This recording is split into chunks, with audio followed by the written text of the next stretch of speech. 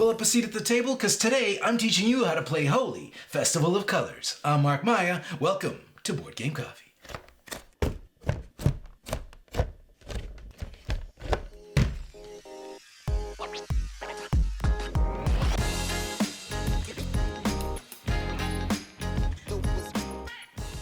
Every spring, people gather to spread color and cheer during one of India's most vibrant festivals by throwing brilliant bursts of gulal powder into the air and onto their friends. Holi is a time for playful mischief, and a little friendly rivalry is just what the festival called for. In Holi, 2 to 4 players run around this 3-tiered tower collecting sweets and throwing colors to earn points. The higher up your colors land, the more points they're worth, and you also get bonus points by landing your colors on other players. In this video, we're going to start by teaching you how to play a basic game of Holi. But if you stick around till the end of the video, we'll show you how to ramp up your challenge by adding Rivalry Cards. In Holi, players can take 1 to 3 actions on their turn: throw, move, and climb. And you can perform these actions in any order you like. The move and climb actions are optional, but the throw action is mandatory. After you've taken your actions for a turn, draw back up until you have 3 color cards in your hand. Then the play passes to your left to the next player in clockwise order. Once all players can no longer throw colors, either because they ran out of color cards or they've thrown all their tokens, the game comes to an end. All that's left to do is to tally up your points and determine the winner. So now that you have a general idea of what Holi's all about, let's learn how to play. But first, the setup. The first thing you're going to want to do is assemble your courtyard tower. In the box, you'll find these 12 long shapes with these angled edges. Take the 4 with the colorful crowd images and snap them into the edges of one of the boards. You can use either side face up, but if you use the side with the numbers and letters, make sure you place the matching types on the opposite ends of the board. Numbers here, letters here. This is your base. Now, repeat this process for the other 2 boards. Once you have all the boards ready to go, finish off the assembly by attaching the bases to these 4 pillars.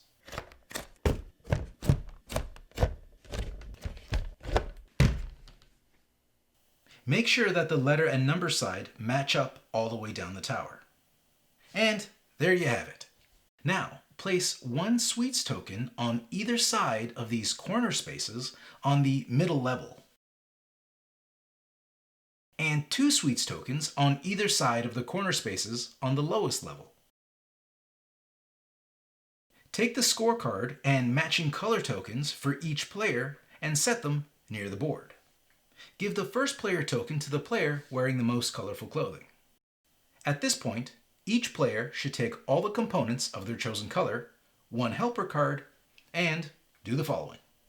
Each player places their player marker on any of the available corner spaces on the lowest level. Make a pile of your 25 color tokens in your play area.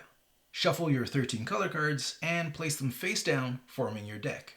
Now, pull the top card off your deck to form your hand of 1 card. And just keep your helper card anywhere you find helpful. Okay, now that we're all set up, let's learn how to play Holi, Festival of Colors. In Holi, players can perform 1 to 3 actions on their turn: throw, move, and climb. You can perform these actions in any order you like, but you can only perform each of them once per turn. The move and climb actions are optional, but the throw action is mandatory, so you have to do it. So let's break down those actions for you, starting with the throw action. Throw is the only action that you absolutely have to perform on each of your turns. To perform a throw action, it's simple. Just play one of the color cards from your hands. They look like this. This pattern here shows you where to place your color pieces based on the position of your player marker. And you only ever throw your color pieces, no one else's. Let's walk through it together. For this example, I've removed the 2 upper layers of the board just to make things a little easier to see. Let's say this is the color card we played. The first thing we need to do is determine where our player marker is in relation to this pattern. Picture your player marker standing in one of these colored spaces. Then place your color pieces in the other two empty spaces, following the pattern on the card. See how the player marker and the color pieces make up the shape? Keep in mind you have to fill those colored spaces with your color. The only exception to this rule is if you run out of color tokens, and if that happens, just fill out as much of the shape as you can. You can also rotate your color card however you like until you get it in a position that works for you. So if I don't want this pattern here, I could also do this, or this, just to name a few. When playing color cards with this little icon on it, things work a little differently. Instead of your player marker taking up one of these color spaces, it instead must be positioned on this pattern so it looks a little something like this. Cards with this icon allow you to throw 3 of your color tokens following the pattern on your card. Now, although these cards allow you to place 3 colors instead of 2, which is great, they are less flexible when it comes to positioning. So, in this example, if my player marker was here, I could throw colors here or here, and that's it. Each time you use a color card, place it face up in a discard pile next to your deck.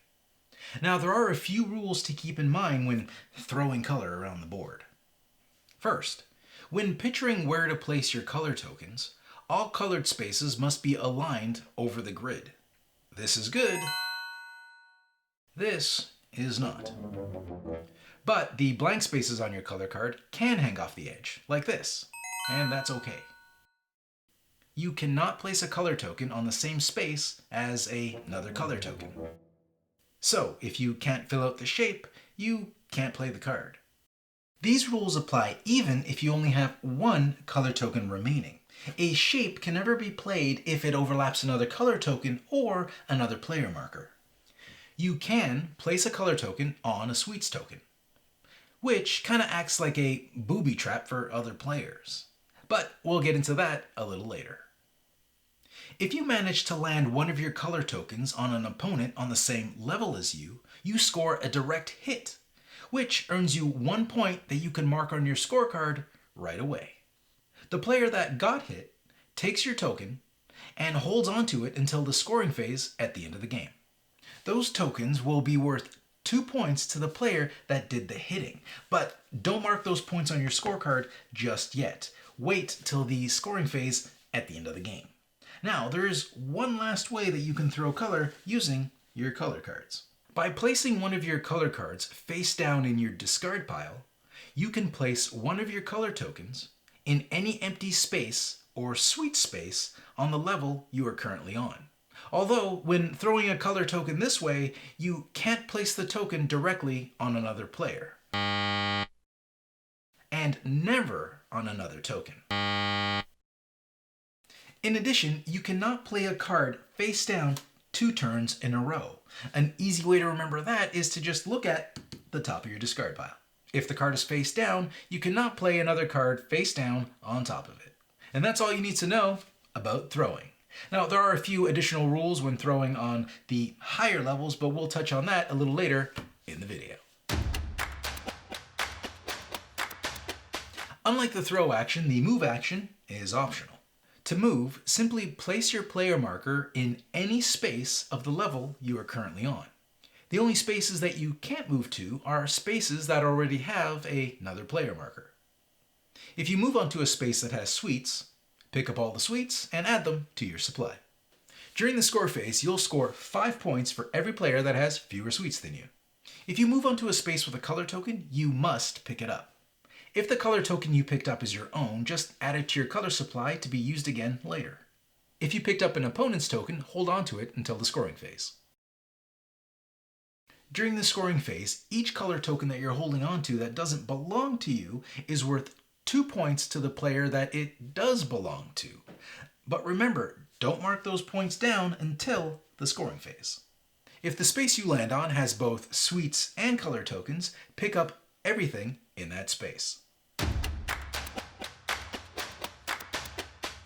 Climb up is also an optional action. Whenever your player marker is surrounded orthogonally on all four sides by color tokens, no matter whose color tokens they are, you can take a climb up action to climb up to the next level. When climbing up a level, place your player marker directly above the space it just came from, kind of like taking an elevator. If another player is standing on the space directly above you, then you can't climb up. Once you do climb up, you can never climb back down or collect any sweets or color tokens on the level below. It's important to note that you can never climb up from any of these edge spaces, since it's impossible to be surrounded on all four sides when standing on the edge. Now that you got a good grasp on all the actions you can perform on your turn, let's take a look at falling colors. When throwing colors on the mid-level or the upper level, there's a chance that the colors you throw will fall down to the levels below.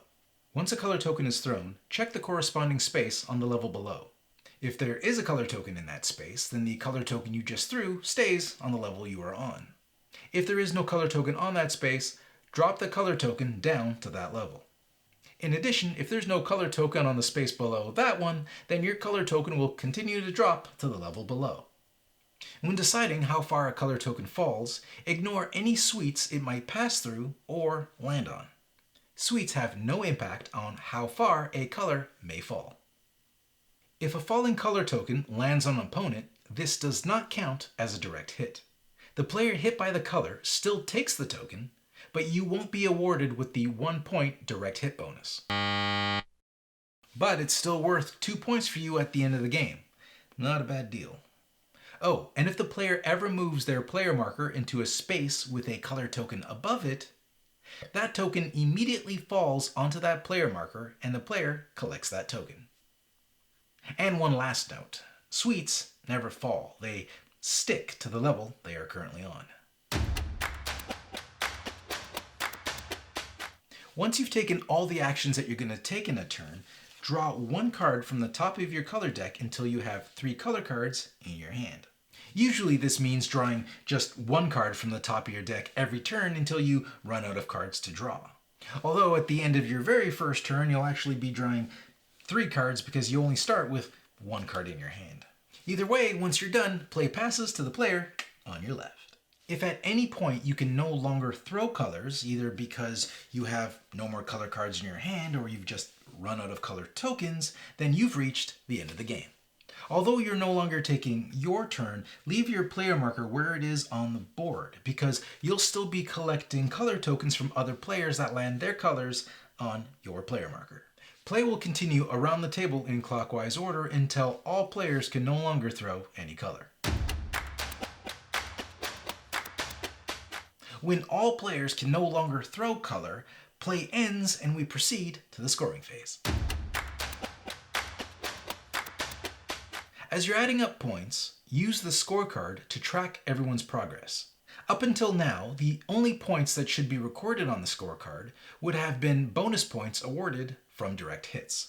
Now it's time to figure out who wins. Each player scores 1 point for every color they have on the first level, 2 points for every color they have on the second level, and 3 points for every color they have on the third level. Next, score 2 points for every color token of yours that another player has on their side. Now, add up how many sweets you've collected. For each player that has fewer sweets than you, earn 5 points.